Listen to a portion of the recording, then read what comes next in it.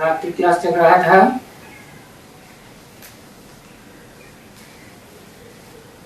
दस 11/1968 दूसरी पेज की मध्याह्न में बात चल रही थी। अपन को कुमार कुमारियां समझने से, भाई बहन समझने से भी किरण लाई हो जाती है। तो अपन को भाई भाई समझो तो किरण लाई ठंडी हो जाएगी।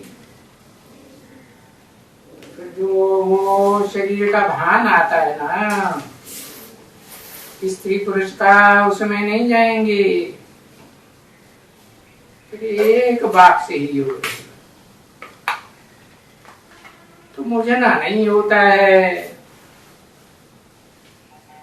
कि अगर वो फटकते रहते हैं, चमकते रहते हैं, तो मनुष्य तो जरूर बिगड़ते हैं, चमकते हैं, धमकते हैं।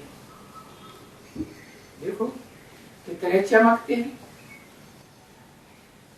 तुमने ही बताया कि कितने चमकते हैं। पैसा निकाल करके वो लाते मारते हैं, ग्लानि की, ये करते हैं, वो करते हैं। अब यहाँ तो ऐसी कोई बात ही नहीं है। पैसे वैसे की, रिश्वत आदि देने की कोई भी बात नहीं। फिर भी तो कहेंगे मनुष्य है ना, चंचल वाला मनुष्य होता है ना। तो मनुष्य, और सो भी कौन से युग का मनुष्य? तमो प्रधान युग, कलयुग का मनुष्य। उसमें भी कलयुगांत का मनुष्य, तो भी अति तमो प्रधान मनुष्य। तो ऐसे भी नहीं है कि कोई रजो है, नहीं, कोई रजो है, कोई तमो प्रधान। और तमो भी नहीं बच्चे, नहीं। इस समय में तो सब तमो प्रधान है। एक होता है सत्व, एक होता है सत्व सामान्य, एक होता है सत्व प्रधान, एक होता है त्रिगुणातीत। तो देखो आज के मनुष्य कलयुगांत में कोई अपन को तमो प्रधान समझते थोड़े ही है। वो जानते ही नहीं है ये सृष्टि सत्व प्रधान से, रजो प्रधान से गुजरती हुई तमो प्रधान में पहुंच जाती है। दुनिया की हर चीज ऐसे ही गुजरती है। तो कोई नहीं समझते इस बात को, नहीं। तो उनको बोलो कि सारी सृष्टि ही तमो प्रधान बन गई है और सत्व प्रधान। अब ये तो संगम युग है। सत्व प्रधान और तामस प्रधान दोनों का संगम है। तो देखो संगम युग के चित्र के ऊपर ले जाना पड़े। सारे चित्र चरित्र की यादगार है ना। तो चित्र होने न होने के कारण कोई कोई मुझते कि बताओ कहां से तमो प्रधान है। देखो कलयुग तमो प्रधान, फिर आता है सत्व प्रधान सतयुग। तो जहां से सत्य की शुरुआत होती है उसे ही कहेंगे ना। तामस का अंत, सत्य का शुरुआत। तो इसलिए ये झाड़ है समझाने के लिए। तो झाड़ में तो चोटी एकदम जड़ीभूत अवस्था में दिखाते हैं, ऊपर है। चोटी में कोई संकल्पों विकल्पों का खून रहता है क्या? है कोई खून नहीं, कोई दम नहीं। तो फिर वो जो नंबरवार हैं, तो नंबरवार ही आना है ये माला में। माला माने संगठन रूपी माला। उस संगठन में कोई एक सबसे ऊपर है, कोई मध्यम, कोई नीचे, कोई दाएं, कोई बाएं। तो पहले तो ये रुद्रमाला ठहरी, रौद्र रूप धारण करने वाली, भयंकर रूप धारण। और कोई 1 2 4 के लिए नहीं, सारी दुनिया के लिए भयंकर। भयंकर रूप धारण करने वाली आत्माओं का संगठित रूप है माला। यादगार है, ऊपर से है, ऊपर एकदम सात्विक चक्कर लगा करके एकदम आ करके तमो प्रधान बनते। तो फिर उनको तमो प्रधान से सतो प्रधान बनाना है। कैसे बनाएंगे? तो जप करते हैं। सिखों में कहते हैं ना, जप साहब को। तो जो साहब है ना, उससे योग लगाओ। उसका मनसा में स्मृति से जाप करो, योग बल कहा जाएगा। उस योग बल से सात्विक बनेंगे, क्योंकि गॉड इज ए ट्रुथ कहा जाता है ना। सत्यम शिवम सुंदरम कहा जाता है, वही सत्य है और सदा सत्य है। उससे योग लगाते हैं तो जिसका संग करेंगे वैसा रंग लगेगा, वैसे ही बनेंगे। तो ये बात कोई बच्चों को ये बुद्धि में बैठा हुआ है। ऐसे नहीं कि 500-700 करोड़ आत्माओं को सबको एकदम बुद्धि में बैठ जाता है। कोई को बैठा हुआ है। तो जिनकी बुद्धि में बैठा हुआ है वो कहां भी जाएंगे, किसके पास भी जाएंगे। एकदम तमो प्रधान हो या सत्व प्रधान हो या सत्व सामान्य, रजो प्रधान, चाहे कोई सन्यासी हो, अरे चाहे कोई कितना भी बड़ा सन्यासी। अब देखो कितने लाखों की तादाद में है, फिर भी तो है मनुष्य ना। और सब अंधश्रद्धा युक्त भक्ति करते हैं।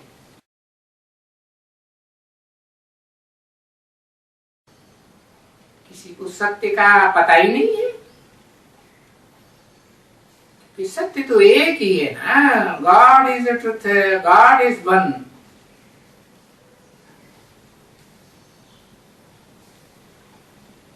तो सिवाय मनुष्य और सिवाय मनुष्यों की भक्ति के और उनके या हठयोग। अब हठयोग को भी तो भक्ति कहेंगे ना। हठ करके प्राणायाम चढ़ाते हैं, शरीर को कष्ट देने वाले आसन लगाते हैं। अभी ये कलयुग के अंत में है ही सारा भक्ति का पहरा, अंधश्रद्धा युक्त भक्ति का पहरा। और ये आधा कल्प पहरा षष्ठी में रहता है, भक्ति कल्ट कहा जाता है। भक्ति कल्ट का पहरा है। भक्ति को अज्ञान ही कहेंगे ना, और उसके मुकाबले फिर वो है एकदम ज्ञान का पहरा। कौन सा? जो ज्ञान एक से आता है, और अज्ञान अनेक धर्म गुरुओं से आता है, जिनकी यादगार रावण का चित्र बनाया हुआ है, अनेक मुख वाला, अनेक मतों वाला।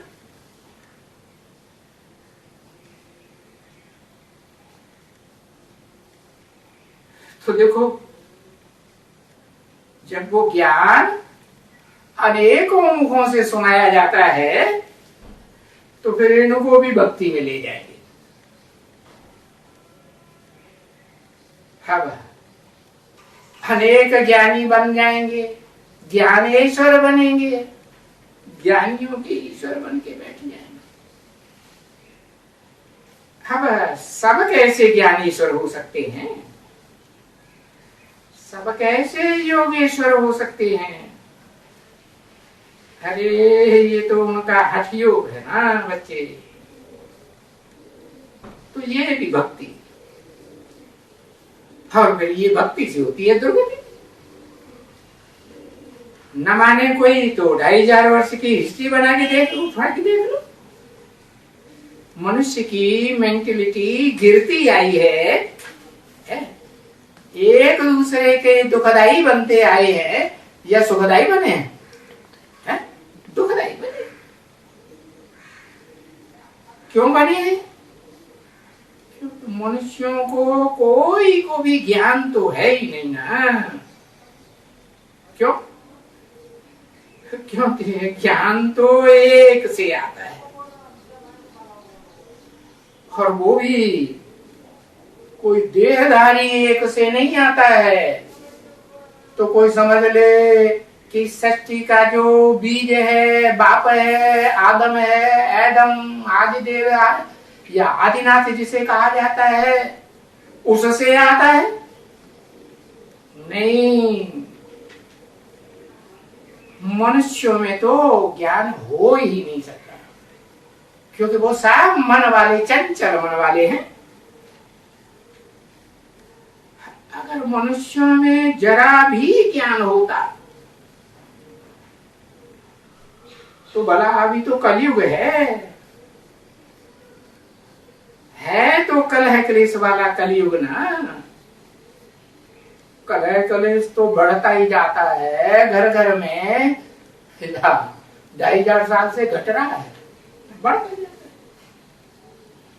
तो कलयुग है तो सभी तमोप्रधान होंगे ना। और फिर भी तुम बच्चे जानते हो, तुम बच्चों में भी जो नंबरवार ब्राह्मण हैं, कोई पक्के कोई कच्चे, तो जो पक्के ब्राह्मण हैं वो ही रूहानी बच्चे हैं, रूहानी स्टेज में रहते हैं। अपन को भी रूह समझते हैं और दूसरों को भी रूह के रूप में देखते हैं। उनको पता है कि रूह इस शरीर रूप में कहाँ रहती है? उत्तमांग, जो अंगों में उत्तम अंग है उसमें भ्रुकुटी के मध्य में रहती है। उसका नाम ही है भरी पूरी कृति। तो फिर जो नंबरवार ब्राह्मण हैं तो वो सब ब्राह्मण षष्ठी रूपी रंगमंच पर पाठ बजाते बजाते, सुख भोगते भोगते ब्राह्मण से देवता, देवता से क्षत्रिय, क्षत्रिय से वैश्य, वैश्य से शूद्र। तो सारे ही रूहानी बच्चे शूद्र भले बनते हैं, परंतु नंबरवार है ना। है? अब रूहानी बच्चे जब नंबरवार हैं तो कोई अव्वल नंबर भी होगा, है? जिसे कहा जाता है अल्लाह अव्वल दीन। क्या कहते हैं? अल्लाह माने ऊंचे थे ऊंचा, ऊंचे थे ऊंचा कहेंगे तो कोई से टैली किया ना, है? ऐसे तो नहीं कि वो कोई सुप्रीम सोल है, उसको तो किसी से टैली किया ही नहीं जा सकता। तो वो तो तुरिया है।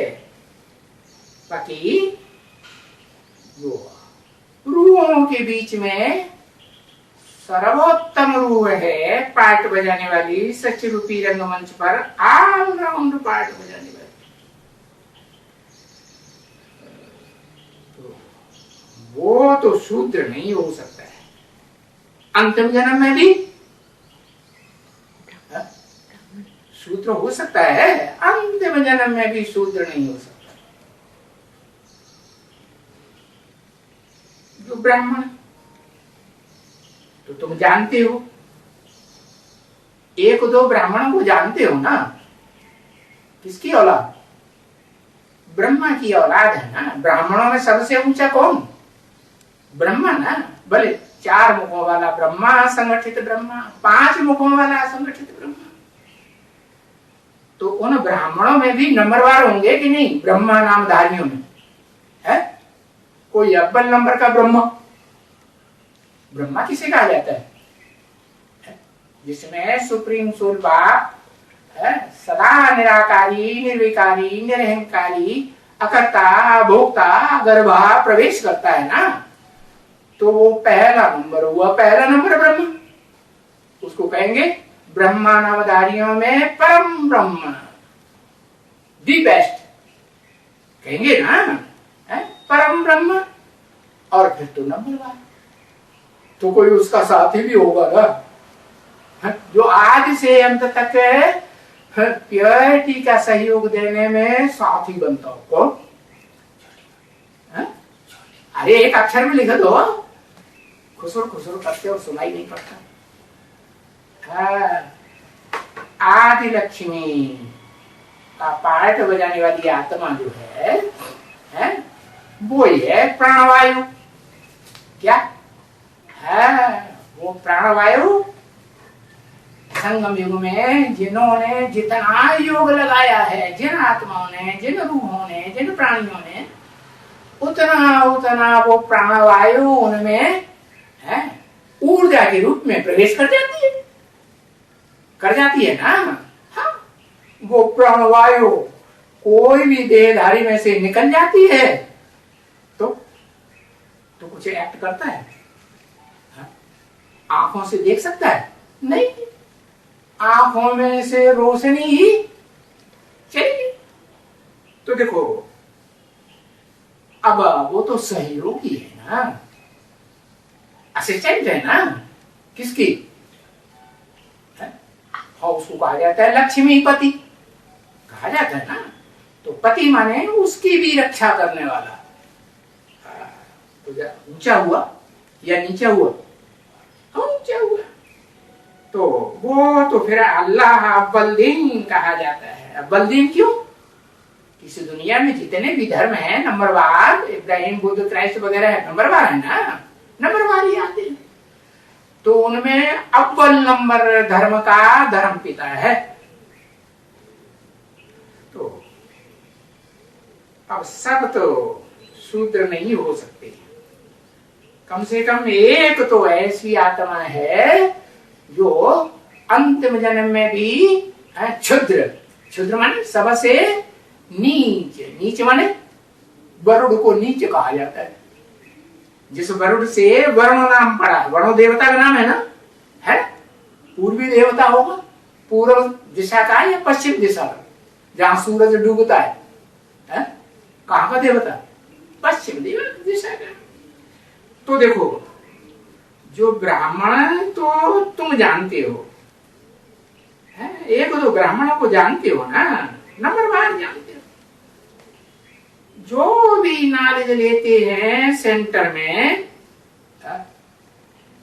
कौन सी नॉलेज? अनेकों धर्म पिताओं धर्म गुरुओं की नॉलेज नहीं, धर्म पिताओं की देहधारियों की नॉलेज नहीं, एक की नॉलेज है। कौन एक की? जो कभी देहधारी, देह में जिसकी बुद्धि धरी ही नहीं रहती, वो तो बुद्धिमानों की बुद्धि है। तो जो भी उस एक से नॉलेज लेते हैं, उनकी बुद्धि में बैठता है कि ये नॉलेज जो हमने ली है, कोई देहधारी से नहीं ली है, ये कोई देहधारी की नॉलेज नहीं है। किसकी नॉलेज है?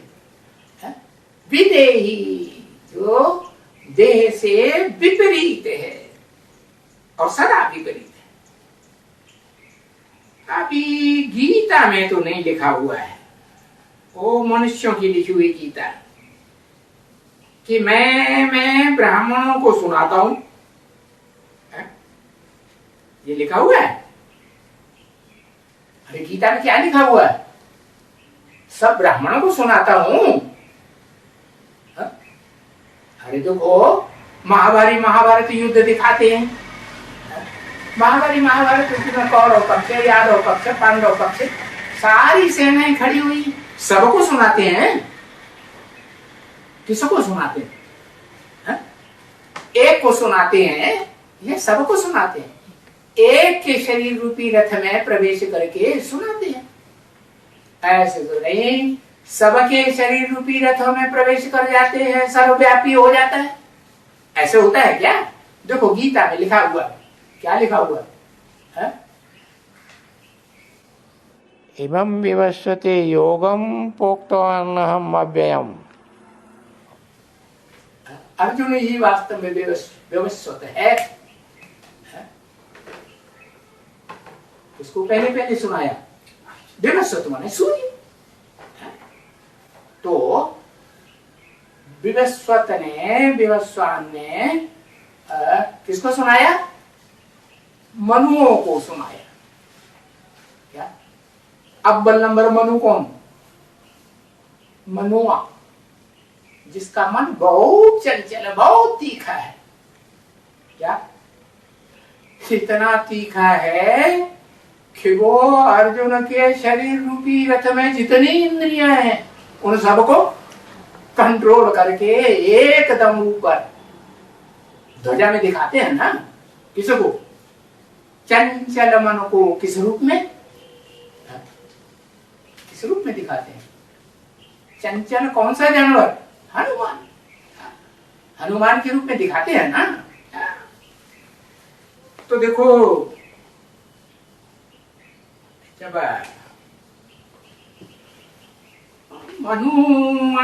मनुआ जो जितने भी पावरफुल मन वाले देहधारी धर्म पिताएं हैं, उनमें अव्वल नंबर वो मनुआ देहधारी बहुत पावरफुल मन वाला है। इतना पावरफुल बन जाता है कि वो जिस तन में शिव बाप प्रवेश करते हैं अव्वल नंबर में, उसको भी क्रॉस कर लेता है कि नहीं? उसको भी क्रॉस कर लेता। तो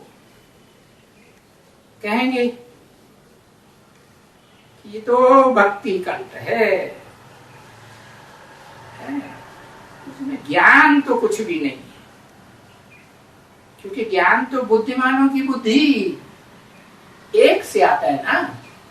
और वो बुद्धिमानों की बुद्धि निराकार शिव सुप्रीम सोल तो इस मनुष्य सृष्टि के बीज में प्रवेश, बाप में प्रवेश करता है। तो उसमें भी ज्ञान होता है क्या?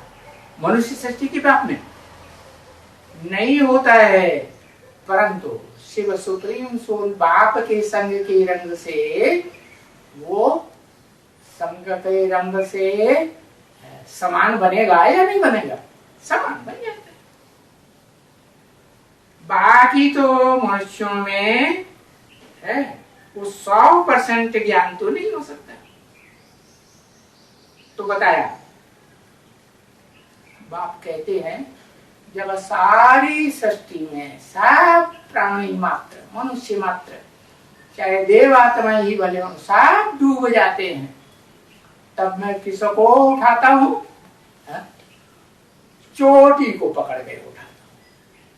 कैसी चोटी?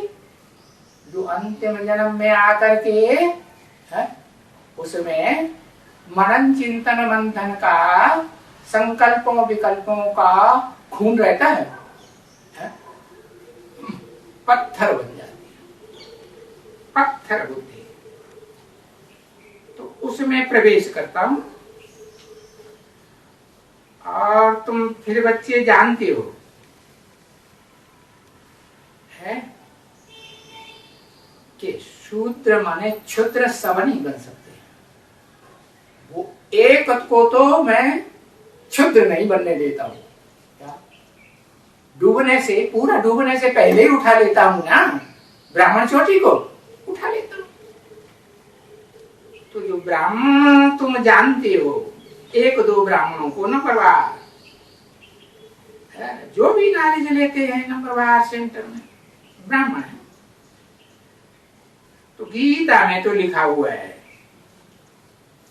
कि मैं ब्राह्मणों को ही सुनाता हूं, लिखा हुआ है। सब ब्राह्मणों को सुनाता हूं कि एक को सुनाता हूं? एक को सुनाता हूं। एक ही अर्जुन का रथ दिखाते हैं गीता में। मनुष्यों की लिखी हुई गीता में भी मुख पृष्ठ पर एक अर्जुन का ही रथ दिखाया है, कि कोई कौरव पांडव दूसरे का भी दिखाया है, यादव का नहीं। तो ऐसा कोई लिखा हुआ थोड़े ही है कि वो ब्राह्मण कौन है, उसकी तो बात ही नहीं है कुछ भी है। ये जरूर है साधारण तन में प्रवेश करता हूं। ऐसे नहीं कि गोरे चिट्टे लंबे चौड़े कोई दमदार प्राणी में, बड़े पहलवान में प्रवेश करता हूं, नहीं। अति साधारण तन, और उस पर मैं उस अति साधारण तन में उस पर फिर मैं ब्रह्मा के तन में प्रवेश करता हूं।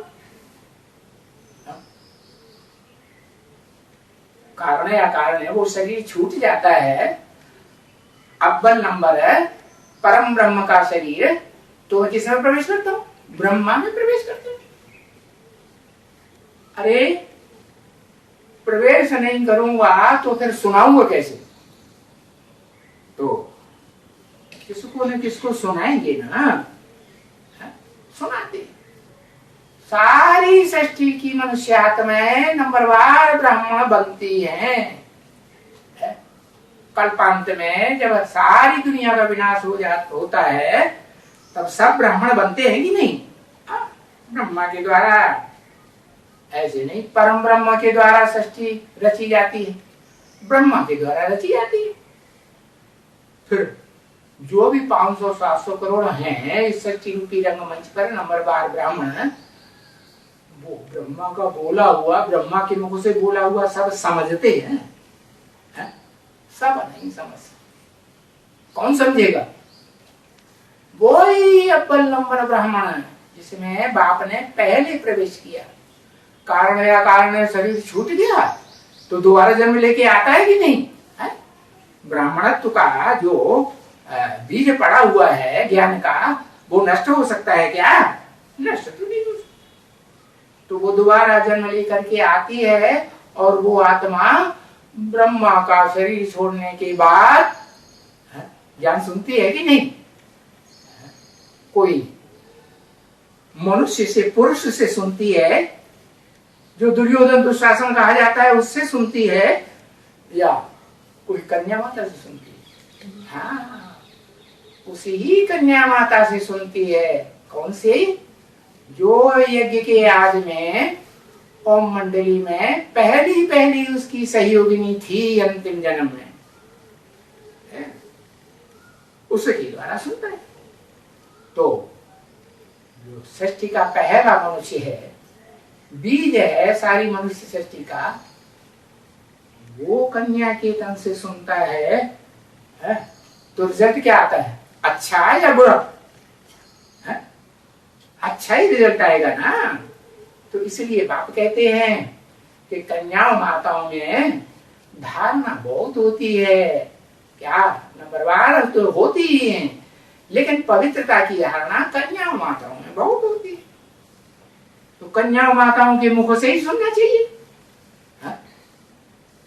ज्ञान का बीज पवित्र के द्वारा पड़े तो ज्यादा असर करेगा, वो ज्यादा धारणा मात्र कही जाती है ना माता कन्या। तो किसको सुनाएंगे, समझदार को सुनाएंगे या बुद्धुओं को सुनाएंगे? बाप किसको सुनाएंगे, परमानेंटली किसको सुनाएंगे? अब सुनाएंगे तो जरूर ब्राह्मण कोई ना, परंतु वो तो कुछ लिखा हुआ है ना, है कुछ लिखा हुआ है क्या? अभी बताया ना, इदम प्रोक्तवान किसको, विवस्वती, विवस्वत सूर्य को कहा जाता है, और किसी को तो नहीं कहा कि ये ज्ञान मैं पहले पहले किसी और को देता हूं, सूर्य को देता हूं। तो लिखा हुआ है गीता में, मनुष्यों की लिखी हुई गीता में भी लिखा हुआ है, परंतु इस बात को जानते कोई नहीं है ना, इस ज्ञान की गहराई को, कि वास्तव में वो विवस्वत कौन है। जो महाभारत युद्ध दिखाया गया है उसमें एक ही शरीर रूपी रथ में आकर के ज्ञान जिसको सुनाते। अब बच्चों को इस बात में मुझना नहीं है, बस जो भी मनुष्य हैं वो सब हैं तो मनुष्य ना, चंचल मन वाले मनुष्य तो हैं ना, और मनुष्य ही सुनाते हैं गीता शास्त्र वेद। बाप तो कोई गीता शास्त्र पकड़ करके, पुस्तक पकड़ करके नहीं सुनाते हैं, या वेदों को हाथ में लेकर के नहीं सुनाते, उनका अर्थ करके सुनाते हैं क्या? हाथ में लेकर नहीं सुनाते। नहीं, बाप के पास जो ज्ञान है ऑलरेडी ज्ञान है, सदा काल वो ज्ञान उसमें रहता ही है, कभी वो ज्ञान नष्ट होता, क्योंकि वो तो अकूट ज्ञान का भंडार है, ज्ञान का सागर है, अगाध सागर, जिसकी गहराई को कोई नाप ही नहीं सका आज तक, न कोई नाप सकेगा। तो वो ज्ञान वो कोई शास्त्रों में नहीं है, शास्त्र तो पुस्तक को कहा जाता है। तो बेचारे मनुष्य तो यही शास्त्र वगैरह सुनाएंगे ना, जो जन्म जन्मांतर से पढ़ते आए हैं, सुनते आए हैं, फलाना शास्त्र है, कुछ न कुछ अपनी मत से सुनाएंगे। शास्त्रों में जो सुना है, जो पढ़ा है, उसमें कुछ न कुछ ऐड करके, जैसी उनकी बुद्धि है, अपनी मत है, कैसी है, मूत पलीति विकारी बुद्धि है या निर्विकारी है? मूत पलीति बन गई है जन्म जन्मांतर से, आधा कल्प से मूत पलीति को ही याद करते आए हैं। स्त्री जन्म लिया तो भी मूत पलीति को याद किया, पुरुष जन्म लिया तो भी मूत पलीति को याद किया। तो बुद्धि ऐसी भ्रष्ट बन जाती है। तो वो ही शास्त्र सुनाते हैं मनुष्यों के लिखे हुए।